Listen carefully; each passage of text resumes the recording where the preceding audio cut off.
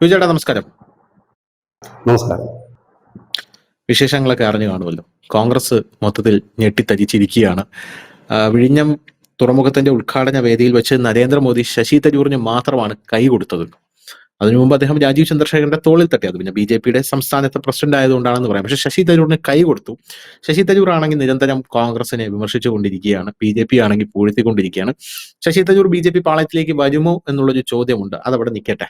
ഇപ്പോഴിതാ നമ്മൾ പഹൽഗാമിന് പകരമായി കൊടുത്ത തിരിച്ചടി എക്സ്പ്ലെയിൻ ചെയ്യാനായി ലോക രാജ്യങ്ങളിലേക്ക് നയതന്ത്ര പ്രതിനിധി സംഘത്തെ അയക്കാൻ ഒരുങ്ങുകയാണ് നരേന്ദ്രമോദി സർക്കാർ. ഈ പ്രതിനിധി സംഘത്തെ നയിക്കുന്നത് ശശി തരൂറാണ്. ശശി തരൂരിനാണ് അതിന്റെ ചുമതല ഇന്ത്യൻ പ്രധാനമന്ത്രിയായിട്ടുള്ള നരേന്ദ്രമോദി കൊടുത്തിരിക്കുന്നത്. നമുക്കറിയാം പാകിസ്ഥാന്റെ ഫേക്ക് നെറേറ്റീവ്സ് ഒക്കെ നമുക്കറിയാം. പാകിസ്ഥാൻ വലിയ രീതിയിലുള്ള നെറേറ്റീവ്സ് അവരുടെ പാർലമെന്റിനകത്ത് തന്നെ ഇപ്പോൾ ക്രിയേറ്റഡ് ആയിട്ടുള്ള ടെലിഗ്രാഫിന്റെ ഒരു പേപ്പർ കട്ടിംഗ് ഒക്കെ വെച്ചിട്ട് കണ്ടോ, ഇന്ത്യ അടിച്ചിട്ടത് കണ്ടോ എന്നൊക്കെ പറയുന്നുണ്ട്. ജാതി മണ്ടന്മാരാണെന്ന് നമുക്ക് ചിന്തിക്കാതിരിക്കാൻ നിവൃത്തിയില്ല എന്നുള്ളതാണ്. അല്ലെങ്കിൽ പാകിസ്ഥാനിൽ ഇതൊക്കെ തുറന്നു കാട്ടാനായി ഒരു സ്മൃതി പരുത്തിക്കാടോ ഒരു ലജ്ദീപ് സർദേശായിയോ ഇല്ലാതെ പോയി എന്നുള്ളതാണ്. എങ്കിൽ അവര് സധൈര്യപൂർവ്വം പാകിസ്ഥാൻ ഭീകരവാദികൾക്ക് നേരെ നിന്ന് വിരൽ ചൂണ്ടി ചോദിച്ചേനെ, നിങ്ങൾ എന്ത് ഫേക്കാണ് ഈ കാണിക്കുന്നതെന്ന് ചിലപ്പോൾ ചോദിച്ചേനെ. തല അവിടെ ഉണ്ടെങ്കിൽ പിന്നീടും ജീവിച്ചേനെ എന്നാണ് എനിക്ക് തോന്നുന്നത്. അപ്പോ നരേന്ദ്രമോദി ഇപ്പോ ഈ കഴിഞ്ഞ ദിവസം വന്ന ഒരു റിപ്പോർട്ട് വെച്ചിട്ട് കണ്ടാണ് അവര് ഞങ്ങൾക്കൊരു തിരിച്ചടി നേരിട്ടില്ല എന്ന് പറയുമ്പോഴും റാവൽപിണ്ടിയിൽ നമ്മുടെ മിലിറ്ററി ആസ്ഥാനം ഇരിക്കുന്നത് സേഫ് അല്ല ശരിയേട്ടാ എന്ന് പറഞ്ഞുകൊണ്ട് അവർ അതെടുത്ത് നേരെ ഇസ്ലാമാബാദിൽ കൊണ്ടുവയ്ക്കാൻ പോവുകയാണ്. രാത്രി 2 മണിക്ക് ഞാൻ മൂത്രം ഒഴിച്ചിട്ട് കിടന്ന് ഉറങ്ങിയപ്പോ കാണാൻ ഇതാ അസീം മുനീറിന്റെ ഒരു കോള് വരുന്നു. എന്താടാന്ന് ചോദിച്ചപ്പോ കാണാൻ ഞങ്ങളുടെ നൂർഖാൻ വ്യോമത്താവളം സാറേ അത് പോയി. എവിടെ പോയി? അത് ഇന്ത്യക്കാരന്മാരെ അടിച്ചു തകർത്തു എന്നാണ് പറഞ്ഞതെന്നാണ് ഈ അസീം മുനീർ എന്നെ 2 മണിക്ക് കിടന്നുറങ്ങിയപ്പോ എന്നെ വിളിച്ച് പറഞ്ഞതെന്ന് ഇപ്പൊ ഷഹബാസ് ഷരീഫും പറഞ്ഞിട്ടുണ്ട്. എന്തായാലും ഈ ഒരു പ്രൊപ്പഗാൻഡയൊക്കെ നമുക്ക് പൊളിച്ചെടുക്കണമല്ലോ. അപ്പൊ നമ്മൾ എന്താണ് അവിടെ നടത്തിയത് എന്നുള്ളതിന്റെ കൃത്യമായിട്ടുള്ള ഒരു രൂപരേഖ നമുക്ക് ലോകരാജ്യങ്ങൾക്ക് മുമ്പിൽ സംഘടിപ്പിക്കാൻ ഒരു പ്രതിനിധി സംഘത്തെ അയക്കണം. അത് ഞാനിപ്പോ പോകുന്നത്. അപ്പൊ ശശി തരൂരിനെ അങ്ങോട്ട് പോകുമ്പോൾ കോൺഗ്രസ് ഇതെങ്ങനെ കാണും? കോൺഗ്രസ് ഓൾറെഡി തരൂരിന് താക്കീത് കൊടുത്തിട്ടുണ്ട്, അനാവശ്യമൊന്നും വിളിച്ച് പറയരുത്. കാരണം നമുക്കൊരു അജണ്ടയുണ്ട്, അത് മോദിയെ താഴെ ഇറക്കുക എന്നുള്ളതാണ്. നമ്മൾ മോദി മുട്ടിലഴഞ്ഞു, മോദി കീഴടങ്ങി, മോദി മുണ്ടിൽ മൂത്രം ഒഴിച്ചു എന്നൊക്കെ മാത്രമേ പറയാനുള്ളൂ. ശശി തരൂർ അതൊന്നും പറയുന്നില്ല. ശശി തരൂർ ഭീകര തിരിച്ചടി എന്നൊക്കെയാണ് പറഞ്ഞുകൊണ്ടിരിക്കുന്നത്. അപ്പോ ഒരു ചെറിയ ചരിത്രം കൂടെ ഉണ്ട് വെച്ചിട്ട്. അതായത് നമ്മുടെ ഈ മോദി ശശി തരൂരിനെ ഈ ഇതിലോട്ട് പറഞ്ഞു വിടുമ്പോ, ഈ നയതന്ത്ര സംഘത്തിന്റെ കൂടെ പറഞ്ഞു വിടുമ്പോ നരസിംഹറാവുവിന്റെ കാലത്ത് നരസിംഹറാവു പ്രധാനമന്ത്രിയായിരുന്നപ്പോൾ ശീതയുദ്ധം ഒന്ന് അവസാനിച്ചു. കോൾഡ് വാർ, റഷ്യയും അമേരിക്കയും തമ്മിലുള്ള കോൾഡ് വാർ അവസാനിച്ചു. സോവിയറ്റ് യൂണിയൻ പിരിഞ്ഞു, റഷ്യയായി, ഉസ്ബെക്കിസ്ഥാൻ, കസാഖിസ്ഥാൻ, തജിക്കിസ്ഥാനൊക്കെ ആയിട്ട് അത് പിരിഞ്ഞു, 4ആയി ചിതറി. അങ്ങനെ ആ സമയത്ത് ലോകം കൂടുതൽ അസ്ഥിരമായി മാറുന്ന ഒരു സാഹചര്യം ഉണ്ടായിരുന്നു. ആ മാറിയ ആ സാഹചര്യത്തിൽ ഇന്ത്യൻ യൂണിയന്റെ നിലനിൽപ്പ് തന്നെ ചോദ്യം ചെയ്യപ്പെടുന്ന ഒരു സാഹചര്യം ഉണ്ടായിരുന്നു. അതായത് വലിയ യുദ്ധസമാനമായിട്ടുള്ള സാഹചര്യമുണ്ട്. അപ്പോൾ ആ സമയത്ത് പാകിസ്ഥാൻ എന്ത് ചെയ്തു? അവരുടെ തീവ്രവാദത്തിന്റെ സ്കെയിൽ ഉയർത്താനായിട്ട് ധൈര്യപ്പെട്ടു. കശ്മീരിൽ വലിയ ആക്രമണങ്ങൾ അഴിച്ചുവിട്ടു. ആ കശ്മീരിൽ നടന്ന ആക്രമണങ്ങളുടെ പേരിൽ ഇന്ത്യ കശ്മീർ വിട്ടുകൊടുക്കുമോ എന്നുള്ള ഭയം ആ സമയത്തുണ്ടായിരുന്നു. പക്ഷെ നരസിംഹറാവു അദ്ദേഹത്തിന്റെ നയതന്ത്രത്തിന്റെ ഫലമായി കശ്മീരിൽ സമാധാനം കൊണ്ടുവരുന്നതിനും അവിടുത്തെ സ്ഥിതിഗതികൾ ശാന്തമാക്കുന്നത് വരെ വലിയ രീതിയിലുള്ള ഇടപെടലുകൾ നടത്തി എന്നാണ് ചരിത്രം പറയുന്നത്. പഞ്ചാബിലെയും ജമ്മുവിലെയും തീവ്രവാദത്തിന് കടിഞ്ഞാണിടുകയും കശ്മീരിലെ ആക്രമണത്തിന്റെ പരിധി ഗണ്യമായി അദ്ദേഹം കുറയ്ക്കുകയും ചെയ്തു എന്ന് പറയുന്നു. ഇന്ത്യയെ അതിന്റെ മോശം ഘട്ടത്തിൽ ഒരുമിച്ച് നിർത്താനായിട്ട് അന്നത്തെ പ്രതിപക്ഷത്തെ കൂടെ നരസിംഹറാവു കൂടെ ചേർത്ത് നിർത്തി എന്നുള്ളതാണ്. പ്രതിപക്ഷം എന്ന് പറയുമ്പോൾ അന്ന് എ.ബി. വാജ്പേയി ആണ് പ്രതിപക്ഷ നേതാവ്. എന്നിട്ട് UN പറഞ്ഞു വിട്ടു. UN പോയി നമ്മുടെ സ്ഥിതിഗതികൾ വിശദീകരിക്കൂ എന്ന് പറഞ്ഞു വിട്ട ആ പ്രതിനിധി സംഘത്തിലെ നയിച്ചത് അന്ന് എ.ബി. വാജ്പേയി ആയിരുന്നു. അതൊരു ചരിത്രം കൂടെ ഇതിന് പിന്നിലുണ്ട്. അപ്പൊ ഇതൊരു സ്വാഭാവികമായിട്ടുള്ള ആ ചരിത്രം ആവർത്തിക്കുകയാണെന്നാണ് ഇവിടെ മാധ്യമങ്ങളൊക്കെ പറയുന്നത്. സ്വാഭാവികമായിട്ടുള്ള ഒരു നടപടിയാണോ? ഈ ശശി തരൂരിനെ അടക്കം പറഞ്ഞു വിടുമ്പോൾ, ശശി തരൂർ എന്ന് പറഞ്ഞാൽ ഗംഭീര വാഗ്മിയാണ്, പറഞ്ഞു വിടുമ്പോൾ കോൺഗ്രസ് അതിൽ അസ്വസ്ഥതപ്പെടേണ്ട കാര്യമുണ്ടോ? എന്താണ് തോന്നുന്നത്? ഇതിന്റെ പിന്നിൽ നരേന്ദ്രമോദി എന്തെങ്കിലും കരുതി വെച്ചിട്ടുണ്ടോ? പുള്ളി എന്തെങ്കിലും ചെയ്യാൻ വേറൊന്നും കാണാതെ ചെയ്യില്ല എന്നാണ് പല ആൾക്കാരും പറയുന്നത്. അതുകൊണ്ട് ചോദിച്ചത്. ആ ചരിത്രം ആവർത്തിക്കപ്പെടുന്നില്ല എന്നുള്ളതാണ് ഈ വാർത്തയുടെ പ്രാധാന്യം. കാരണം രാഹുൽ ഗാന്ധിയാണ് ലിസ്റ്റ് കൊടുത്തത്. ആ രാഹുൽ ഗാന്ധി കൊടുത്ത ലിസ്റ്റിൽ ശശി തരൂർ ഇല്ല. ഇനി വിചിത്രമായ ഒരു കാര്യം കൂടി ഇവിടെ സംഭവിച്ചിട്ടുണ്ട്. ശശി തരൂർ എല്ലാ അർത്ഥത്തിലും പോകേണ്ട ഒരു വ്യക്തിയാണ്. അതിപ്പം മോദി വിട്ടില്ലെങ്കിലും പോകേണ്ടതാണ്. കാരണം അദ്ദേഹമാണ് നമ്മുടെ പാർലമെന്റിന്റെ വിദേശകാര്യ സമിതിയുടെ അധ്യക്ഷൻ. സ്വാഭാവികമായും വിദേശ രാജ്യങ്ങളുമായിട്ടുള്ള ചർച്ചയിൽ എംപിമാരെ വിടുമ്പോൾ, അല്ലെങ്കിൽ സമിതിയെ വിടുമ്പോൾ അതിന്റെ അധ്യക്ഷൻ എന്തായാലും പോകണമല്ലോ. അത് നോർമൽ കേസാണ്. ഇപ്പൊ ഞാനൊരു ഉദാഹരണം പറയുന്നു. ശശി തരൂരിന് നാളെ കേന്ദ്രം വിട്ടില്ല എന്ന് കരുതുക. ശശി തരൂരിനെ വിട്ടില്ല, കോൺഗ്രസിന്റെ ബാക്കി എല്ലാവരെയും വിട്ടു, രാഹുൽ ഗാന്ധിയെ ഒക്കെ വിട്ടു എന്ന് കരുതുക. എന്തായിരിക്കും ഈ രാജ്യത്ത് നടക്കുന്നത്? കാരണം അതിന്റെ അധ്യക്ഷനാണ് പാർലമെന്റിലെ വിവിധ രാഷ്ട്രീയ പാർട്ടികൾക്ക് എല്ലാവരും അതിന്റെ എംപിമാർ ചേർന്ന് വിവിധ സമിതികളുണ്ട് പല വകുപ്പിനുമായിട്ട്. അതിലെ വിദേശകാര്യ വകുപ്പിന്റെ അധ്യക്ഷനാണ് ഇദ്ദേഹം. ഇദ്ദേഹം പോകുമ്പോൾ ഇദ്ദേഹം പോകാതിരിക്കാൻ കഴിയില്ല. ഇദ്ദേഹത്തിനെയാണ് വിടേണ്ടത് യഥാർത്ഥത്തിൽ. അധ്യക്ഷനെ തന്നെയാണല്ലോ നമ്മൾ വിടേണ്ടത്. അതിന് വേണ്ടി അതിനാണല്ലോ ഇദ്ദേഹത്തെ അവിടെ ഇരുത്തിയിരിക്കുന്നത്. ആ പോസ്റ്റ് കൊടുത്ത് നമ്മൾ ഇവിടെ ഇരുത്തിയിരിക്കുന്നത് അതിനാണല്ലോ, അല്ലാതെ വല്ലപ്പോഴും പാർലമെന്റിൽ പോയി സമിതി കൂടി ചായ കുടിക്കാനല്ലല്ലോ. അപ്പൊ അദ്ദേഹത്തിനെയാണ് വിടേണ്ടത്. പക്ഷെ ഇവിടെ കോൺഗ്രസ് എന്താണ് ചെയ്തത്? അവരോടാണ് ലിസ്റ്റ്, ഓരോ രാഷ്ട്രീയ പാർട്ടിയോടാണ് കേന്ദ്രം ലിസ്റ്റ് ചോദിച്ചത്. ആരെയാണ് നിങ്ങൾ വിടുന്നത്, നിങ്ങൾ ആരാണ് പോകാൻ കുറച്ച് ഇതിനു വേണ്ടി സംസാരിക്കാൻ പറ്റുന്നത് എന്ന് ചോദിച്ചപ്പോൾ കോൺഗ്രസ് കൊടുത്ത ആ ലിസ്റ്റിന് ശശി തരൂരിന്റെ പേരില്ല. നേരെ മറിച്ച് അത് ധനുഷ് പറഞ്ഞതുപോലെ നരസിംഹറാവുവിന്റെ കാലത്ത് AB വാജ്പേയി യൂനിലേക്ക് വിടുമ്പോൾ ഒരു BJP-ക്കാരനും എതിർത്തില്ല. അന്ന് AB വാജ്പേയി എന്ന് പറയുന്നത് നമ്മുടെ MP ആയിരുന്നു എന്ന് കൂടി ഓർക്കണം. പ്രതിപക്ഷ നേതാവായിരുന്നു എന്നുള്ളതാണ്. ഇത് പ്രതിപക്ഷ നേതാവല്ല, കുറച്ചുകൂടി ആപ്റ്റായ വ്യക്തിയാണ് നമ്മുടെ പാർലമെന്റിന്റെ വിദേശകാര്യ സമിതിയുടെ അധ്യക്ഷൻ എന്ന് പറയുന്നത്. കറക്റ്റ് ആ വ്യക്തിയാണ്. മറ്റേത് ഈ പ്രതിപക്ഷ നേതാവിനെയാണ് ആ വിട്ടത്. അത് ഈ കോൺഗ്രസുകാരുടെ പ്രധാന പ്രശ്നം വെച്ചാൽ അവരുടെ ധാരണ നമ്മുടെ ഇന്ത്യയിലുള്ള ബഹുഭൂരിപക്ഷം പേർക്കും ചരിത്രമൊന്നും അറിയില്ല, രാഷ്ട്രീയമൊന്നും അറിയില്ല, എല്ലാം ഞങ്ങൾക്കാണ് അറിയുന്നത്, ഒരു ധാരണയുണ്ട് അവർക്ക്. അതാണ് അവരെ അധപ്പതനത്തിലേക്ക് കൊണ്ടുവന്ന് എത്തിക്കുന്നത്. ആരും ഈ പഴയ കാര്യങ്ങൾ ചെകഞ്ഞെടുത്ത് പറയാത്ത എന്താണെന്ന് വെച്ചാൽ എന്തിനാണ് അതൊക്കെ വീണ്ടും വീണ്ടും എടുത്ത് പുറത്തിട്ട് നാറ്റിക്കുന്നതെന്ന് വെച്ചിട്ട് തന്നെയാണ്. ഇത് ആദ്യം കോൺഗ്രസ്സുകാർ മനസ്സിലാക്കേണ്ട ഒരു കാര്യമാണ്. ഈ നരസിംഹറാവുവിന്റെ കാര്യമാണ്. പിന്നെ അദ്ദേഹത്തെ കുറിച്ച് കൂടെ 2 വാക്ക് പറയാതെ പോകുന്നത് ശരിയല്ല. ഇന്ത്യ കണ്ടതിൽ വെച്ച് ഒരു നല്ല പ്രധാനമന്ത്രിയായിരുന്നു. എന്തുകൊണ്ടാണ് അദ്ദേഹത്തിനെ ഒരു വലിയ രീതിയിൽ ഗ്ലോറിഫൈ ചെയ്തിട്ട് കോൺഗ്രസ്സുകാർ കൊണ്ടുവരാഞ്ഞെന്ന് ചോദിച്ചാൽ ഈ നരസിംഹറാവു വരുന്ന കാലം തൊട്ടേ അദ്ദേഹത്തിന് എതിർപ്പായിരുന്നു മുഴുവൻ കോൺഗ്രസ്സുകാർക്കും. ഒന്നാമത്തെ കാര്യം അദ്ദേഹം ദക്ഷിണേന്ത്യക്കാരനായിരുന്നു എന്നുള്ളത് തന്നെയാണ് അദ്ദേഹത്തോടുള്ള എതിർപ്പ്. നരസിംഹറാവുവിനെ ആ പദവിയിലേക്ക് എത്തിക്കുന്ന വലിയ പങ്ക് വഹിച്ചാണ് നമ്മുടെ ശ്രീ കെ കരുണാകരനായിരുന്നു. നരസിംഹറാവു അവിടെ വന്നിരിക്കുന്നു എന്ന് മാത്രമല്ല, നരസിംഹറാവു കുറച്ചൊക്കെ നീതിപൂർവ്വം ചില കാര്യങ്ങൾ ചെയ്തു. അദ്ദേഹത്തെക്കുറിച്ച് ഇപ്പോഴും ഇടതുപക്ഷവും മറ്റും പറയുന്ന ഒരു വിമർശനാത്മകമായ കാര്യം എന്താണെന്ന് ചോദിച്ചാൽ ഈ ആഗോള വ്യാപാരക്കരാറിൽ പുള്ളി ഒപ്പിട്ടു എന്നുള്ളതാണ്. അത് ഒപ്പിടാതെ ഇന്ത്യക്ക് പോകാൻ കഴിയില്ല എന്നുള്ള സാമാന്യ ബോധം അവർക്ക് ഇപ്പോൾ വന്നിട്ടുണ്ടാകും. അത് ഒപ്പിടാതെ നമുക്ക് ഒരു രാജ്യത്തും പോകാൻ പറ്റില്ല. അന്ന് നരസിംഹറാവു അത് ഒപ്പിട്ടു. എനിക്ക് ഇപ്പോഴും ഓർമ്മയുണ്ട്, ഈ നമ്മുടെ കടപ്പുറങ്ങളിൽ കടലിലൊക്കെ വള്ളങ്ങൾ ഇറക്കിക്കൊണ്ട് വലിയ പ്രതിഷേധമായിരുന്നു. ഇനിയിപ്പോൾ വലിയ വലിയ ട്രോളറുകൾ വരും, വലിയ കപ്പലുകൾ വരും, നമ്മുടെ മത്സ്യബന്ധന മേഖല തകരുമെന്നൊക്കെ പറഞ്ഞു. ഒരു മത്സ്യബന്ധന മേഖലയും തകർന്നില്ല, ഒന്നും തകർന്നില്ല. അത് ഒപ്പിടാതെ ഒരു രാജ്യത്തിന് മുമ്പോട്ട് പോകും. അന്ന് അതായിരുന്നു ഒന്ന്. രണ്ടാമത് അദ്ദേഹത്തെ കുറിച്ചുള്ള ഒരു റിമാർക്ക് എന്ന് പറഞ്ഞാൽ അയോധ്യയിലെ തർക്കമന്ദിരം തകർത്തതുമായി ബന്ധപ്പെട്ട് അതിനെല്ലാം ഒത്താശയം ചെയ്തു കൊടുത്ത വ്യക്തിയാണ് എന്നാണ് പറഞ്ഞത്. അതിന്റെ യാഥാർത്ഥ്യം നമുക്കറിയില്ല. വലിയ രീതിയിൽ തന്നെ നമ്മുടെ മുലായം ഒക്കെ തന്നെ ഒരുപാട് സ്വയംസേവരെ വെടിവെച്ച് കൊല്ലുകയൊക്കെ ചെയ്തു. അങ്ങനെ ഒരു സോഫ്റ്റ് കോർണർ ഉണ്ടായിരുന്നെങ്കിൽ അത്രയും കർഷകർ നീണ്ടുപോകേണ്ട ആവശ്യമില്ലായിരുന്നല്ലോ, അത് ചെയ്യാമായിരുന്നില്ലേ? അങ്ങനെയുള്ള ചോദ്യങ്ങളുണ്ട്. അതവിടെ നിൽക്കട്ടെ, അത് ആ ഒരു ഭാഗത്തേക്ക് നിൽക്കും. ഇതൊക്കെയാണുള്ളത്. ഒരു ഏറ്റവും വലിയ ദുഃഖകരമായ കാര്യം, ഈ നമ്മുടെ രാഹുൽ ഗാന്ധിയുടെ ഒരു യാത്ര ഉണ്ടായിരുന്നു, ജോഡോ യാത്ര. ഈ ജോഡോ യാത്ര പോയിട്ട് ഈ ആന്ധ്രാപ്രദേശിൽ പോയിട്ട് ഇദ്ദേഹത്തിന്റെ ഈ PV നരസിംഹറാവുവിന്റെ ശവകുടീരത്തിൽ പോകാൻ ഈ രാഹുൽ ഗാന്ധി മെനക്കെട്ടില്ല. എന്ത് മോശമാണ് അതെന്ന് ആലോചിക്കണം. ഒരു കോൺഗ്രസിന്റെ തലമുതിർന്ന നേതാവ്, ഗാന്ധി കുടുംബത്തിന് വേണ്ടി രാപകൽ അധ്വാനിച്ചൊരു നേതാവാണ് PV നരസിംഹറാവു. ഇന്ദിരാഗാന്ധിയുടെ കോൺഗ്രസ് തകർന്ന് തരിപ്പണമായപ്പോൾ ദക്ഷിണേന്ത്യയിൽ നിന്ന് കോൺഗ്രസിനൊപ്പം ഇന്ദിരാഗാന്ധിക്കൊപ്പം കട്ടയ്ക്ക് നിന്ന് വിരലെണ്ണാവുന്ന നേതാക്കളിൽ ഒരാളാണ് PV നരസിംഹറാവു. ആ നരസിംഹറാവുവിന്റെ ശവകുടീരത്തിൽ പോകാൻ പോലും ശ്രീ രാഹുൽ ഗാന്ധി തയ്യാറായില്ല എന്നുള്ളതാണ്.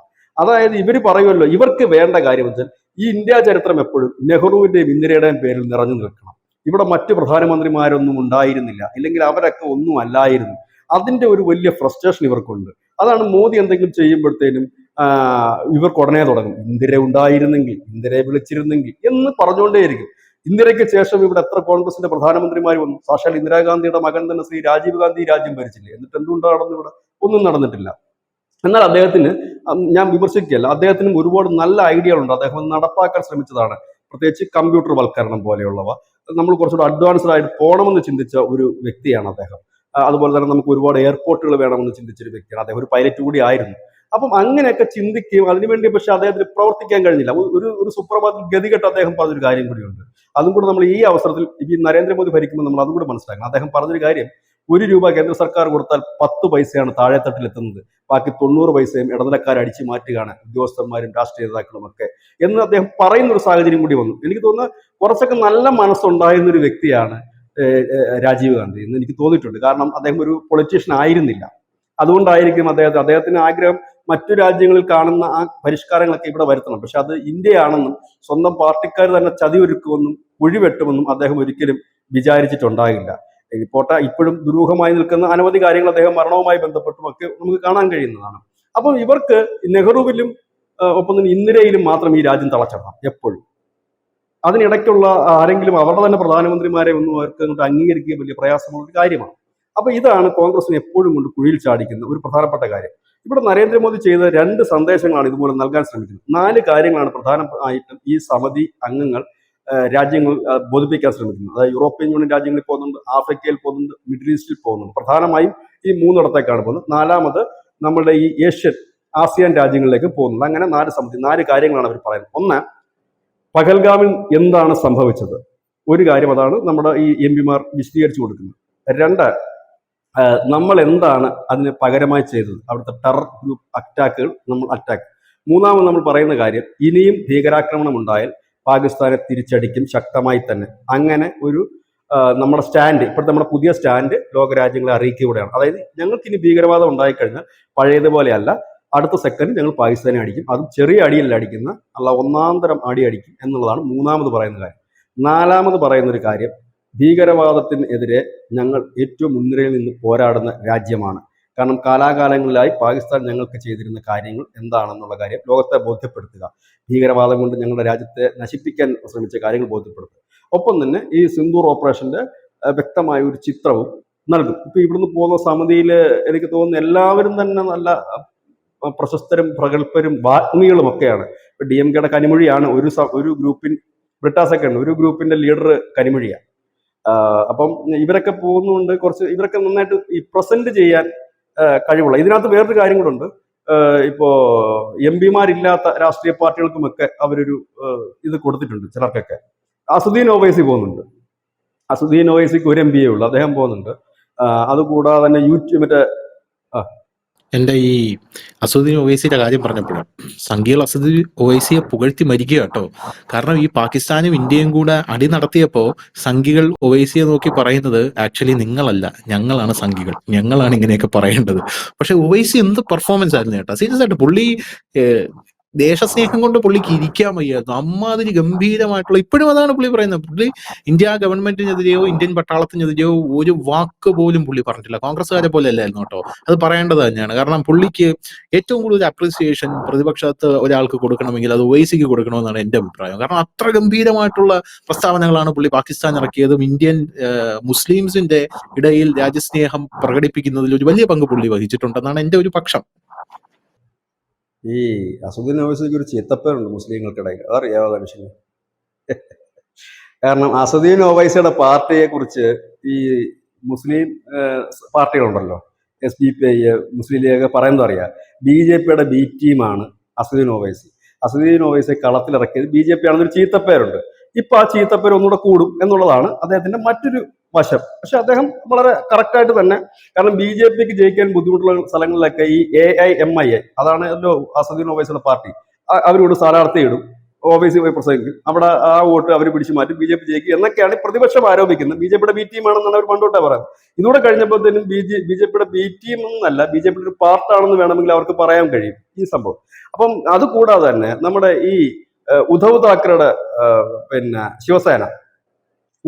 ശിവസേന ഇതിനകത്ത് പങ്കെടുക്കുന്നുണ്ട്. അവരുടെ ഒരു നേതാവ് പോകുന്നുണ്ട്. NCPയുടെ ശരത് പവാറിന്റെ മകള് സുപ്രിയ സുലെ പങ്കെടുക്കുന്നുണ്ട്. അങ്ങനെ ഒരുപാട് നേതാക്കൾ പങ്കെടുക്കും. ഇതിൽ കൂടെ നമ്മുടെ രാജ്യം നൽകാൻ ആഗ്രഹിക്കുന്ന 2 കാര്യങ്ങളാണ്. ഒന്ന്, ലോകത്ത് നൽകാൻ ആഗ്രഹിക്കുന്ന കാര്യം, ഇന്ത്യ ഒറ്റക്കെട്ടാണ്, ഇന്ത്യയുടെ നയം വിശദീകരിക്കാൻ ഞങ്ങൾ ഒറ്റക്കെട്ടായി ഈ ലോകം മുഴുവൻ സഞ്ചരിക്കുന്നു എന്നുള്ള സന്ദേശം നൽകാൻ കഴിയുന്നു. രണ്ടാമത്തെ ഒരു സന്ദേശം ഇന്ത്യയിലുള്ളവർക്കാണ് സന്ദേശം.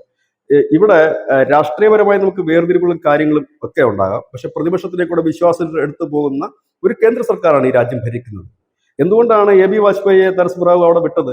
ഇവിടെ ഭരണപക്ഷം പ്രതിപക്ഷം ഒക്കെ ഉണ്ടാകും, അത് പാർലമെന്റിലാണ്, തെരഞ്ഞെടുപ്പ് സമയത്താണ്. പക്ഷെ ഇവിടുത്തെ വിഷയങ്ങൾ ഞങ്ങൾ ഭരണപക്ഷവും പ്രതിപക്ഷവും ഒന്നിച്ചാണ് എല്ലാം തീരുമാനമെടുക്കുന്നത്. ഞങ്ങൾ അവരെ കൂടെ വിശ്വാസത്തിലെടുത്താണ് മുൻപോട്ട് പോകുന്നത്. നമുക്കറിയാം, ഈ ബാലക്കോട്ടിലെ സർജിക്കൽ സ്ട്രൈക്കും എയർ സ്ട്രൈക്കും, ഉറിയിലേക്ക് എയർ സ്ട്രൈക്കും ഒക്കെ നടക്കുന്ന സമയത്ത് പ്രതിപക്ഷ പാർട്ടികളുമായിട്ട് സർവകക്ഷി യോഗം ഒന്നും കൂടിയിരുന്നില്ല. ഇത് 2ഓ 3ഓ സർവകക്ഷി യോഗം ഈ പഹൽഗാം അറ്റാക്കിന്റെ സിന്ദൂർ തുടങ്ങുന്നതിന് മുമ്പ് നമ്മുടെ രാജ്യം നടത്തിയിരുന്നു. അങ്ങനെ പ്രതിപക്ഷത്തെ കൂടെ, അതുകൊണ്ടാണ് ഇവന്മാർ വെട്ടിൽ വീണുപോയി. ഇവന്മാർക്ക് മോദിയെ വിമർശിക്കാൻ ഒന്നുമില്ല. ആ ഒരു സർവകക്ഷി യോഗം വിളിച്ചില്ലായിരുന്ന പറഞ്ഞാൽ ഞങ്ങളെ ഒന്നും വിളിച്ചിട്ടില്ല, ഞങ്ങളെ ഒന്നും വിളിച്ച് പറയാതാണ് പോയത്, ഇതെന്തൊക്കെയോ നിഗൂഢതയാണ്, പൈൻമരത്തിന്റെ മുകളിലെങ്ങാണോ ഇനി ബോംബിട്ടെന്ന് അറിയത്തില്ല എന്നൊക്കെ ഇവർ ഇവിടുന്ന് പറഞ്ഞേനെ. പക്ഷെ അത് സംഭവിച്ചില്ല. അവരോട് എല്ലാ കാര്യങ്ങളും ധരിപ്പിച്ചു, അവരുമായി അത് ഡിസ്കസ് ചെയ്തു. നമ്മൾ എന്താണ് നമ്മൾ സൈന്യത്തിന്റെ പ്ലാൻ ഒരിക്കലും രാഷ്ട്രത്തിലെ എല്ലാ ജനങ്ങൾക്കും പറയാൻ കഴിയില്ല. അത് രാജ്യം സൂക്ഷിക്കുന്ന സീക്രട്ടാണ്. അത് ഒരിക്കലും ഒരു രാജ്യവും പറയാറുമില്ല. അപ്പൊ അത് ആ സൈനികർക്ക് മാത്രമില്ല, സൈനിക ഉദ്യോഗസ്ഥർക്ക് മാത്രം അറിയാം. അത് എല്ലാ സൈനികർക്കും അറിയണമെന്നില്ല. ഇപ്പം നമ്മുടെ ഇന്ത്യൻ മിലിറ്ററിയിൽ ആർമിയിൽ തന്നെ ഏതാണ്ട് 11.5 ലക്ഷം സജീവാംഗങ്ങളും അത്രയും തന്നെ റിസർവും ഉണ്ട്. അത് അവർ തന്നെ ആയിട്ട് 10-22 ലക്ഷം അവർ തന്നെ ഉണ്ട്. ഇത് കൂടാതെ അവരുടെ മറ്റ് വിങ്ങുകളുണ്ട്. ഇതല്ല ഇവരെ വിളിച്ചിട്ട് പറയുകയാണ് നമ്മൾ ഇന്ന് രാത്രി 12 മണിക്ക് അടിക്കുമെന്ന് പറയാൻ പറ്റും, ഇല്ലെങ്കിൽ നമ്മൾ 1 മണിക്കാണെന്ന് അടിക്കുന്നത്, ഇന്ന സ്പോട്ടാണ് അടിക്കുന്നത് പറയാൻ പറ്റില്ല. ഇതൊക്കെ വളരെ കുറച്ച് പേർക്ക്, ഇത് ഒരിക്കലും ലോകം അറിയില്ല. ഒരു പക്ഷേ ഇത് ചിലപ്പം ഈ ഓപ്പറേഷനിൽ പങ്കെടുത്ത ഏതെങ്കിലും ഉദ്യോഗസ്ഥന്മാർ റിട്ടയർഡ് ആകുന്ന കാലത്ത് അവരേതെങ്കിലും മീഡിയയ്ക്ക് കൊടുക്കുന്ന ഇന്റർവ്യൂകളിലോ അല്ലെങ്കിൽ അവരുടെ ആത്മകഥയിലോ സെമിനാറിലോ ഒക്കെ അവർ പറയുമായിരിക്കും, എന്തായിരുന്നു ഞങ്ങളന്ന് ആദ്യം അടിക്കാൻ പ്ലാൻ ചെയ്തത് റാവൽപിണ്ടിയിലായിരുന്നു, പിന്നീട് അത് മാറ്റി ഇസ്ലാമാബാദിലേക്ക് ആക്കി എന്നൊക്കെ അവർ പിന്നീട് പറയുമായിരിക്കും. അപ്പോഴേ നമുക്കിത് അറിയാൻ കഴിയുകയുള്ളൂ. ഇപ്പൊ അമേരിക്കയാണെന്നുണ്ടെങ്കിൽ അവരുടെ ഓപ്പറേഷന്റെ കഥയൊക്കെ 15 വർഷം കഴിയുമ്പം പുറത്തു വിടുന്ന ഒരു രീതി അമേരിക്കയ്ക്കുണ്ട്. നമ്മുടെ രാജ്യത്തിന് അങ്ങനത്തെ ഒരു സിസ്റ്റം ഒന്നുമില്ല. അത് ഈ റിട്ടയർഡ് ആകുമ്പോഴത്തേനും നമ്മുടെ ഉദ്യോഗസ്ഥന്മാർ പറയുമായിരിക്കും, നമ്മൾ പ്രതീക്ഷിക്കും. നമ്മൾ അങ്ങനെയാണല്ലോ ഓരോന്ന് അറിയുന്നത്. ഇപ്പം നമ്മുടെ എയർ മാർഷൽ മനേഷ്ക ഒക്കെ പറഞ്ഞിട്ടല്ലേ നമ്മൾ ഈ ഷിംല കരാറിന്റെ ഉള്ളുകളികളൊക്കെ പുറത്തിറങ്ങും. നമ്മൾ നമുക്ക് ഭാവിയിൽ അറിയുമായിരിക്കും. ഏതായാലും അത് പോട്ടെ. ഇവിടെ എന്തായാലും പ്രതിപക്ഷത്തെ കൂടെ എടുത്തു. പ്രതിപക്ഷം പിന്നെ മുമ്പോട്ട് വെച്ചൊരു ആവശ്യം എന്തായിരുന്നു എന്ന് ചോദിച്ചാൽ പാർലമെന്റ് വിളിച്ചുകൂട്ടി ഇത് വിശദീകരിക്കണം എന്നുള്ള ആവശ്യമാണ്.